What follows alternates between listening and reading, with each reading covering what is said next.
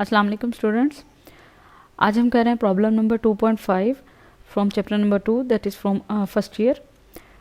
Problem जो है वो बहुत ही ज़्यादा सिंपल है, लेकिन थोड़ा सा जो है ना वो उसने ट्रिकीज़ को बनाने की जो है वो कोशिश की है।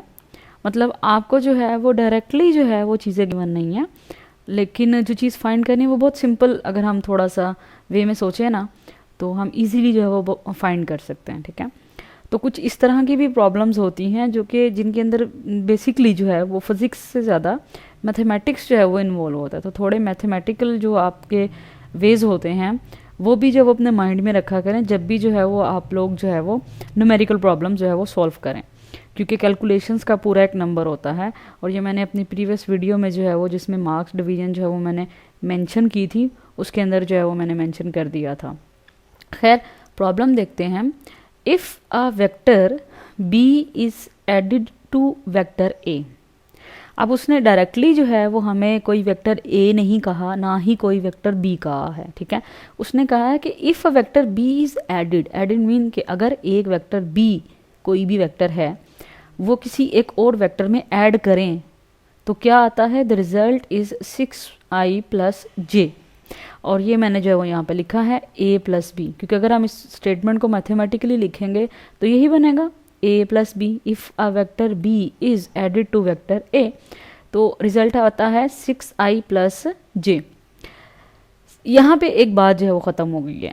नेक्स्ट वो कहता है इफ़ कि अगर वही b जो है it is subtracted from a। अब ये बड़ी इंपॉर्टेंट चीज़ है, b सब्ट्रैक्ट हो रहा है a में से, तो हम लिखेंगे भी इसी तरह कि a माइनस बी, क्योंकि जिसको हम सब्ट्रैक्ट करते हैं उसे हम जो है वो बाद में लिखते हैं। तो रिजल्ट आएगा -4i प्लस 7j, यानी कि a को जब b में प्लस किया तो ये वेक्टर आया, और क्योंकि वेक्टर को वेक्टर में ऐड करेंगे तो रिजल्ट भी क्या आएगा, एक वेक्टर आएगा। अब वेक्टर में से b वेक्टर को हमने माइनस किया तो हमारे पास आया -4i प्लस 7j। अब हमने फाइंड क्या करना है, what is the magnitude of vector A. हमने वेक्टर ए की मैग्नीट्यूड फाइंड करनी है, ना कि हमने वेक्टर ए फाइंड करना है। ठीक है, लेकिन मसला यहाँ पे ये है, चलें पहले इसको हम लिख लेते हैं कि हमने फाइंड क्या करना है। असल में हमने फाइंड करनी है जी वेक्टर ए, ठीक है, और इसकी मैग्नीट्यूड हमने जो है वो फाइंड करनी है। लेकिन हम किसी भी वेक्टर की मैग्नीट्यूड सिर्फ तभी फाइंड कर सकते हैं जब पहले हमें उस वेक्टर के बारे में पता हो कि आया कि वो वेक्टर है क्या। ठीक है, उस वेक्टर की जो है वो सारी डायमेंशंस जो है वो क्या है। तो वेक्टर ए हमें गिवन नहीं है, लेकिन अगर हम थोड़ा सा जो है वो गिवन डाटे को जिस तरह से मैंने लिखा है उसको ज़रा आप गौर से देखो स्टूडेंट्स, तो ये दो इक्वेशंस बन रही हैं। ठीक है, फर्स्ट इक्वेशन है a plus B is something this and a minus B is something this. ठीक है, तो अगर आप यहाँ पे गौर करो थोड़ा सा, इस तरह के क्वेश्चन जो है वो आपने मैट्रिक लेवल पे किए हुए हैं कि जब आपको इक्वेशन जो है वो सिर्फ x और y की टर्म में दी होती थी, और let's say x plus y जो है वो ये है और x माइनस y जो है वो ये है, तो आप क्या करते थे, आप या तो x को एलिमिनेट करते थे या फिर y को एलिमिनेट करते थे ना।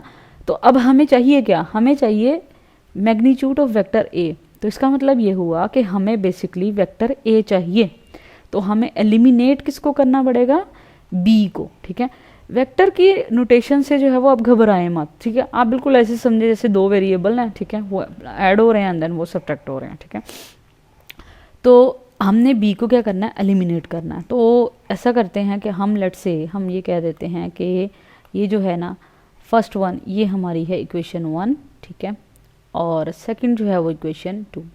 अब क्योंकि यहाँ पे अभी तक कोई इतना कोई ख़ास पर्टिकुलर कोई फार्मूला नहीं है, इसीलिए जो मैंने डायरेक्ट जो है वो सोल्यूशन की जो है वो हेडिंग दी है। ठीक है, क्योंकि हम जो इन इक्वेशंस को सॉल्व करने जा रहे हैं। ठीक है, तो अगर हम गौर करें कि अगर हम इक्वेशन 1 और 2 को ऐड कर लें सिंपली, तो b जो है वो यहाँ पे b जो है वो इस b से क्या हो जाएगा, कैंसिल आउट हो जाएगा। ठीक है, तो अगर यहाँ इसको दोबारा से हम लिख लेते हैं, ऐसा करते हैं, चलें जी, हम यहाँ पे लिख लेते हैं adding equation 1 and equation 2, equation 1 and 2।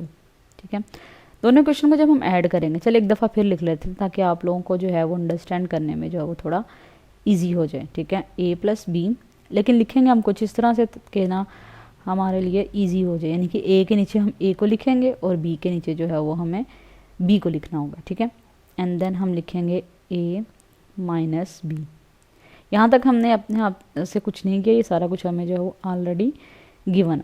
बिल्कुल इसी तरह जैसे फर्स्ट प्रॉब्लम में हमने देखा था कि आई में आई प्लस हुआ था और जे में जे प्लस हुआ था, इसीलिए आई के नीचे आई वाली टर्म और जे के नीचे जो है वो जे वाली टर्म। और जैसे अब मैथमेटिक्स में जो है वो करते हैं, तो जब हम ये सॉल्व करेंगे स्टूडेंट्स, तो यहाँ से हमें क्लियरली नज़र आ रहा है, क्योंकि हमने ऐड करना है तो इसमें जो है वो साइन जो वो चेंज नहीं होंगे, तो बी जो है वो बी से जो है वो कैंसिल हो जाएगा, ठीक है। लेकिन ए जब ए में ऐड होगा, ठीक है, तो डेफिनेटली क्या आएगा, यहाँ पे आ जाएगा 2a, ठीक है। देन यहाँ पे आ जाएगा 6 माइनस 4, तो ये आ जाएगा 2i एंड देन प्लस आएगा यहाँ पे, क्योंकि दोनों टर्म्स प्लस की हैं, प्लस 7 एंड जे के साथ कुछ नहीं है, इट मीन्स कि जे के साथ 1 है, तो 7 + 1 आ जाएगा 8j। तो ये हमारा यहाँ से हमें जो है वो b एलिमिनेट हो गया, लेकिन हमें a चाहिए, हमें 2a नहीं चाहिए। तो हम दोनों तरफ जो है वो 2 से जब डिवाइड कर देंगे, तो आप ये भी लिख सकते हैं, वैसे भी कर लें कि dividing by 2 on both sides, तो हमारे पास यहाँ पे आ जाएगा i प्लस, जब 8 जो है वो 2 से डिवाइड होगा तो हमारे पास क्या आ जाएगा 4j। तो ये हमारे पास वेक्टर a आ गया, ठीक है। अब जब हमारे पास वेक्टर a आ गया, तो अब हमें सिर्फ जो है वो उसकी क्या फाइंड करनी है, मैग्नीट्यूड। तो मैग्नीट्यूड फाइंड करने के लिए बहुत सिंपल सी बात, प्रॉब्लम 2.1 में, प्रॉब्लम 2.3 में हम देख चुके हैं कि किसी भी वेक्टर की जो है वो मैग्नीट्यूड कैसे फाइंड की जाती है, सिंपली उसका जो है वो आई वाला पार्ट का स्क्वायर, ठीक है। अब आई के साथ यहाँ पे कुछ भी नहीं है, ठीक है, यहाँ पे आई के साथ कुछ नहीं है, इट मीन्स कि यहाँ पे क्या है, बेसिकली 1 है, ठीक है।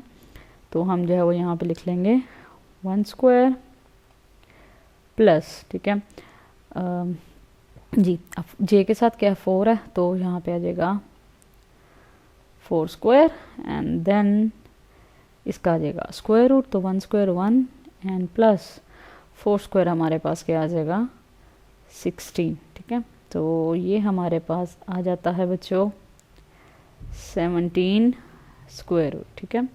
अब 17 का जो है वो हम जो है वो उसका अगर हम स्क्वायर रूट जो है वो कैलकुलेटर से देखें, तो हमारे पास सिंपली आ जाता है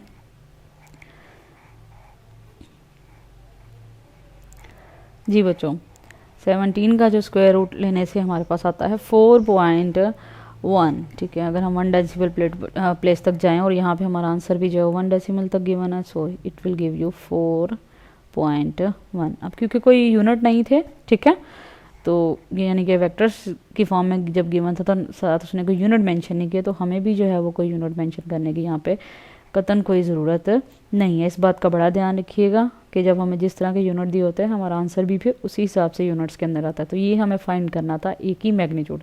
अक्सर स्टूडेंट जो इस प्रॉब्लम में मिस्टेक करते हैं ना, वो क्या करते हैं, वो बड़ी जल्दी ये देखते हैं, अच्छा जी ये बी से गया, यहाँ पे समझते हैं हमारी बात जब ख़त्म होगी, ठीक है। अक्सर स्टूडेंट्स को मैंने ये मिस्टेक करते देखा है, वो क्या करते हैं, वेक्टर ए फाइंड किया ख़त्म, वो ये आगे सॉल्व करना भूल जाते हैं, हालांकि उनको आता होता है कि उसने हमसे वेक्टर ए नहीं पूछा बल्कि पूछी उस वेक्टर की मैग्नीट्यूड। तो काइंडली स्टेटमेंट को और न्यूमेरिकल को जो है वो बड़े स्लोली जो है वो सॉल्व किया करें, मतलब पेपर पॉइंट ऑफ व्यू से इतना भी स्लोली नहीं, लेकिन उसको स्टेटमेंट को जो वो ज़रा गौर से पढ़ा करें कि हमें फाइंड क्या करना है, क्योंकि आपने टू फाइंड में पहले लिख लिया है कि आपको ये मैग्नीट्यूड फाइंड करनी है, यहाँ पे हमने ये नहीं लिखा वेक्टर फाइंड करना है। सो प्लीज़ ये गलती नहीं कीजिएगा कि जहाँ पे मैग्नीट्यूड पूछी है वहाँ पे वेक्टर जो है वो फाइंड करके छोड़ दें, तो आपको जो है वो मैग्नीट्यूड तक जो है वो इसको सॉल्व करना होगा। थैंक यू, अल्लाह हाफ़िज़।